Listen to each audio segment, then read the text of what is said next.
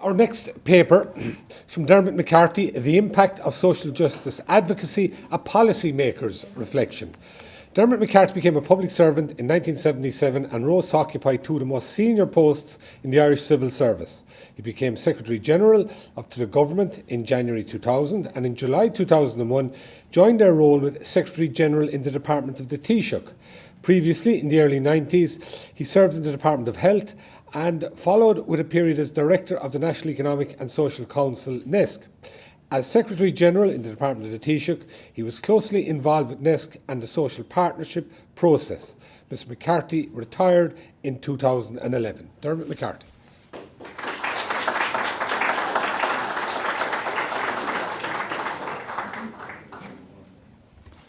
Like all the other speakers, I feel very honoured to be invited to participate in this tribute to the work of Seán and Brigid over so many years. They brought about a significant change in many aspects of life.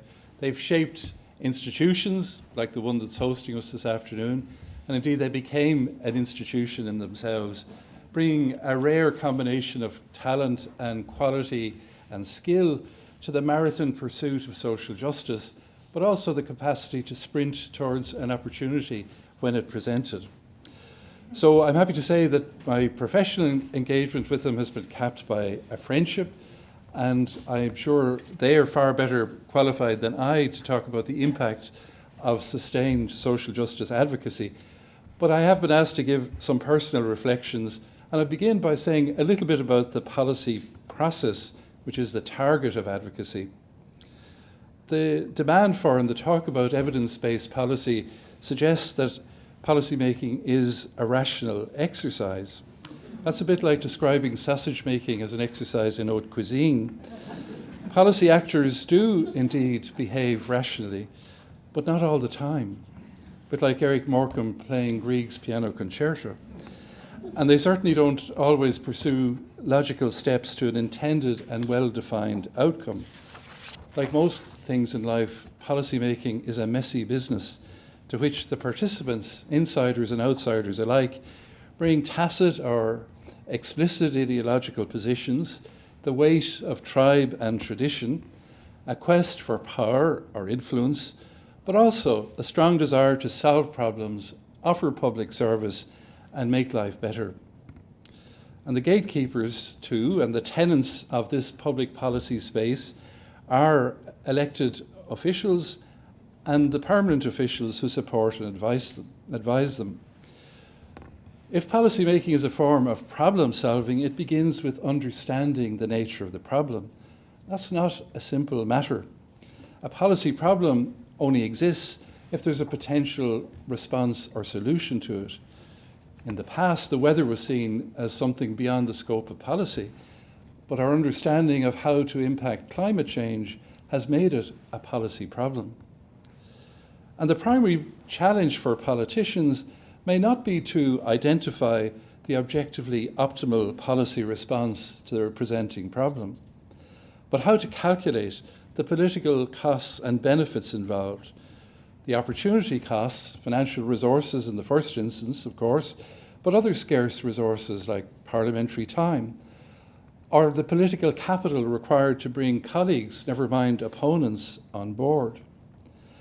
And the political benefits may not be seen in terms of the impact on the presenting problem, but rather the perceived honouring of election commitments, or satisfying public opinion, or creating a political legacy, or creating a political trap for opponents. In that context, policy advocacy is about influencing the political cost-benefit analysis. It shouldn't be assumed that policymakers don't know what the right thing to do is. At one point, President Lyndon Johnson told leaders of the civil rights movement that he knew very well what type of legislative reform would be effective. They didn't need to persuade him about that. Rather, he said their task was to make him do it by creating the political conditions through public opinion and other movements. And for public officials, similar calculations arise in terms of feasibility and resource cost. There are calculations about personal and organisational risk in presenting advice which may be rejected or resented. Their implementation risks to be weighed too, which may stay with public agencies long after the political decision takers have left the building. Not to mention the impact on organisational positioning in the bureaucratic equivalent of the 100 Years' War. Policy making takes place in a context that stretches well beyond the pros and cons of particular issues, shaped by history and tradition, reflected in the prevailing civic, political, and organisational culture. Policy actors, like everyone else, filter information and proposals through a complex matrix of conscious and unconscious prejudices and predispositions. For example, the administrative structures adopted at the foundation of the state, and in particular the Treasury dominance inherited from Whitehall, carried on a certain mindset, which fitted into what's been called a woefully weak national system of innovation, defined in the greatest unread report published by NESC as the intersection of institutions, resources, skills, and market opportunities. Lars Mjøseth, in that report, argued that the recourse to exit rather than voice through emigration over decades reinforced a conservative and patriarchal society with a consequently narrow perspective on policy. But one legacy of that period was an innate understanding of the close links between the economic and the social. The greatest challenge faced by Ireland by the mid-20th century was inextricably both economic and social, to arrest the long-term decline in population by enabling people to find work at home, so reversing demographic decay and social dysfunction. The outward pivot of policy in response to that challenge was both political and administrative. It had both clear economic and social objectives. And that's where the reflections become a little more personal. I joined the civil service in the early 1970s when upping our game to secure the benefits of membership of the EC was seen as a professional as well as a national challenge. Becoming more European in outlook meant turning away from a fairly slavish following of British models of policy and administration, or at least the ones we could afford, to a greater focus on the experience of small European countries. Policymakers and officials instinctively focused on the middle ground between the social democratic and Christian democratic traditions in Europe, where growing the size of the national cake was seen to permit a middle-of-the-road approach to redistribution. Indeed, one could say that this strategic direction gave Ireland a form of civil doctrine which has applied until very recently. Our future depended on integration into world trade. World trade success depended on attracting foreign investment. Attracting foreign investment shaped the tax system. And in that context, social policy was seen as supporting the economic strategy by forming human capital to complement international financial capital, while redistributing income through a highly progressive tax and welfare system, such as we've seen illustrated, allied to incomes policies to smooth the stark inequalities that result from having a high productivity, high income international sector embedded in a low productivity, low income indigenous economy. As a social policy analyst in the NESC in the late 1970s, I contributed to the process of teasing out social policy options for a growing economy and population. NESC reports of the day, including some of my own, were often the first official treatment in Ireland of questions that had been central to social policy and political debate elsewhere. My subsequent service in the Department of Health, back in the NESC as director, and later in the Department of the Taoiseach, saw the complexity of policy questions increase, but arguably with little shift in the frame of reference within which these questions were approached. For much of the time, social justice was seen as a relatively unproblematic byproduct of economic development. More jobs, higher incomes, more sustainable family structures, and then more investment in public services. In that context, the challenge was to design and deliver programs as efficiently and effectively as possible. Redistribution was approached as an instrument to provide resources for greater equality of opportunity by widening access to education and training. The framing problem was seen as underdevelopment rather than inequality. And maybe it's a measure of the success of our economic development strategy that there is today a much sharper cleavage around the direction of economic policy, based in part on ideological differences which have become more characteristic of Ireland as they were of other European countries for decades. It's more difficult to observe shifting ideological currents in the system of public administration, not least because in the public service, ideological positions are often presented as merely technical devices to promote efficiency and mitigate risk. In any event, it's always been difficult in Ireland to disentangle the drivers of the political system from the weight of opinion in the administrative system. For example, there's a shared tendency across both to see the tax and transfer system as the most feasible framework for resolving economic and social challenges. However, protecting incomes may be a poor enough response when the challenge is to deliver public services such as housing and health that correspond to basic human needs. It would be a serious omission not to acknowledge that the context for policy making also included a fairly wide acceptance of an ethic of fairness. And we heard earlier about the shaping of that public ethic and the understanding of it. And I think it is fair to say that the religious context of what was effectively a public morality of fairness was evident.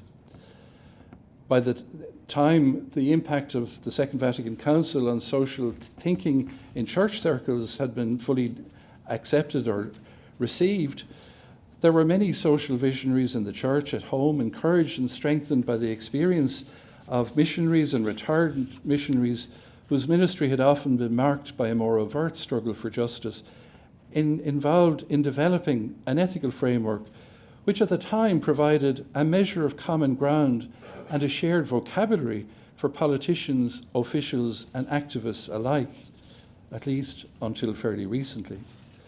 If today the debate about fairness is a more secular one, the ethical foundations of a Rawlsian understanding of justice carry the clear DNA of the Sermon on the Mount. This background provided the context for a policy-making process which continues to be more art than science.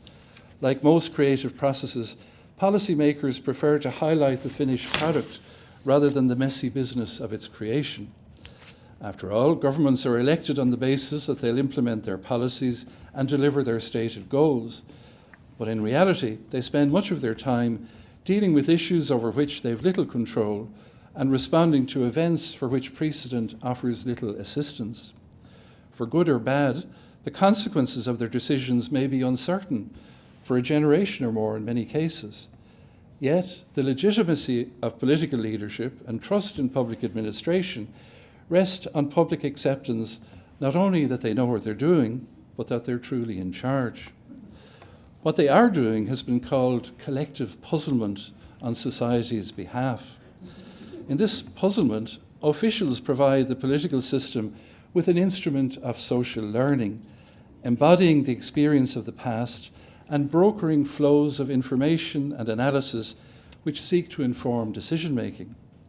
Officials and politicians alike have to determine what's relevant, what counts as evidence, who should be recognised as having expertise, what instruments for implementation might be available, and then the political and institutional capacity to break away from the weight of inertia, more politely called path dependency, which characterises so much policymaking.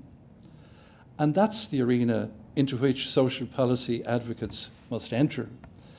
Like officials and politicians, they too must decide on strategy and tactics with very imperfect knowledge of the terrain. My own experience is that those who have the greatest impact on policymakers are the ones who pay as much attention to the policy process as to the subject matter of their concern. In particular, they recognise that the policy process is not a succession of once-off decisions or campaigns. Most significant policy questions involve a continuing process, so policy advocacy is largely about establishing and developing relationships with relevant actors, both those currently in key positions and those likely to become so. And that requires deep knowledge of how the system works, the personalities involved, their styles of working, and so on. Knowing the dynamics of the policymakers' world and understanding the pressures and risks which they face are essential to the mission of the advocate. What can be said with some confidence, however, is that both politicians and officials, like most mortals, savour recognition and credit, and those who are willing to let them have it start with a significant tactical advantage. By contrast, if those seeking to influence policy are perceived as unwilling or unable to welcome progress short of total victory, they weaken their potential to influence the policymakers' cost-benefit analysis. In addition to giving credit for progress made, policy advocates engaged for the long term need to develop other resources for influence, such as a reputation for accuracy and reliability in the material they prepare and promote, a willingness to respect the confidentiality of the offline communication with politicians and officials that takes place when they're exploring policy options, a capacity to forge alliances and to support others who may be best placed to influence policymakers by sharing material, an ability to add emotive force to policy positions through examples of real-life circumstances of individuals and families, and perhaps crucially, a capacity to use different methods and different types of language appropriate to different stages of the policy-making process. In truth, time is a critical ingredient in policy-making, and policy advocates, especially those aiming for large change, should bear in mind the advice of Pope Francis that time is greater than space. As he put it, quotes, "Giving priority to time means being concerned about initiating processes rather than possessing spaces. What we need is to give priority to actions which generate new processes in society and engage other persons and groups who can develop them to the point where they bear fruit in significant historical events," unquote. Successful policy advocacy, it seems to me, involves engaging appropriately with the different phases of policy development. Advocates will pay attention to established academic and other policy institutions such as the CSO to encourage them to recognise, describe and measure problems and so to plant the seeds of a policy response. Respected media commentators and key figures in civil society likewise shape the understanding out of which policies develop.